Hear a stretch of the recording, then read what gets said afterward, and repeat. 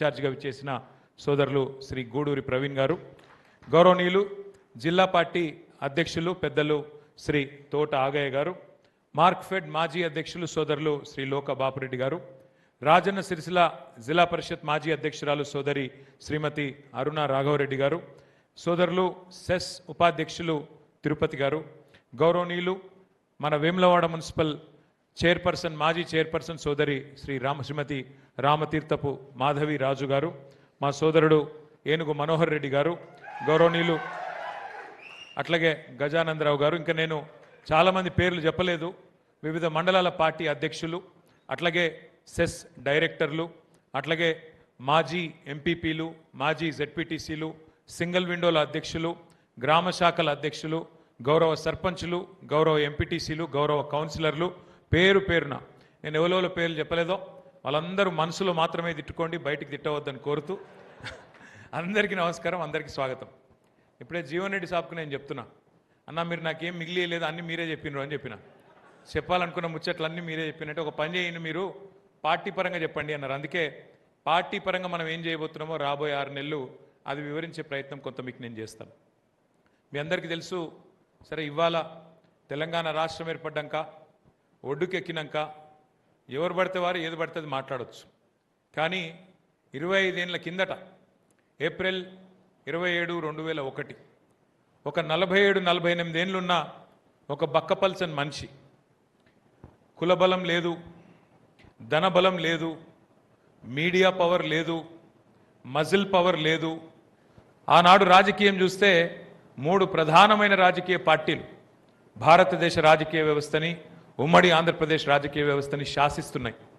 కేంద్రంలో బీజేపీ ఆధ్వర్యంలో ఎన్డీఏ ప్రభుత్వం, ఆంధ్రప్రదేశ్ రాష్ట్రంలో చంద్రబాబు నాయుడు గారి ఆధ్వర్యంలో తెలుగుదేశం ప్రభుత్వం, మరొక వైపు 100 సంవత్సరాల పైన చరిత్ర ఉన్న Congress party, doctor YS Rajasekhara Reddy గారి నాయకత్వంలో కాంగ్రెస్ పార్టీ. ఇది ఆ రోజు పరిస్థితి. ప్రజల్లో నమ్మకం లేదు. అసలు తెలంగాణ అంటేనే వాడుకుంటారు, వదిలేస్తారు రాజకీయ నాయకులు, ఒడ్డుకెక్కినాక మర్చిపోతారు, వాళ్ళ పదవుల కోసం మాత్రమే మాట్లాడతారు తప్ప తెలంగాణ నిజంగా కావాలన్న ఆలోచన రాజకీయ నాయకులకు లేదు అనే ఒక నమ్మకం లేని పరిస్థితి. అట్లాగే అంతకుముందు దెబ్బలు తినున్న పరిస్థితి. 1968 నుంచి 71 వరకు జరిగిన పోరాటం, 370 మంది మరి ఆనాడు ప్రభుత్వ తూటాలకు బలైపోయిన పరిస్థితి. అప్పుడు కూడా తెలంగాణ రాలేదు కదా, 370 మంది చచ్చిపోతే. 11 మంది పార్లమెంట్ సభ్యులు గెలిస్తే కూడా తెలంగాణ ప్రజాసమితి బ్యానర్ మీద అప్పుడు కూడా తెలంగాణ రాలే కదా, మరి ఇప్పుడు ఎట్లా వస్తుంది, ఇప్పుడు ఎట్లా సాధ్యమవుతుంది అనే ఒక పరిస్థితి. అదొక సినిమా పాట ఉంటుంది. కేసీఆర్ గారు పార్టీ పెట్టినాడు. పరిస్థితి ఏంటంటే ఒక సినిమా పాట ఉంటుంది. గాలి వానలో వాన నీటిలో పడవ ప్రయాణం, గమ్యమెక్కడో తీరమెక్కడో తెలువదు పాపం. ఇది ఆ రోజు పరిస్థితి. అంటే ఒక చీకట్లో చిరుదీపం వెలిగించినట్టు ఒక చిన్న ప్రయత్నం, కానీ నమ్మకం లేదు ఎవరికి. ఎట్లయితుంది, అవుతుందా? 25 ఏళ్ళ కిందటి ముచ్చట నేను చెప్పేది. పేరు చెప్పను కానీ ఒక పెద్ద మనిషి, కరీంనగర్ జిల్లానే, ఆనాడు ఉమ్మడి కరీంనగర్ జిల్లా. ఆయన అప్పుడు తెలుగుదేశం పార్టీలో ఉన్నారు. కేసీఆర్ గారు అప్పుడు డాక్టర్ భాగ్యరెడ్డి గారని కరీంనగర్లో ఉంటుండే.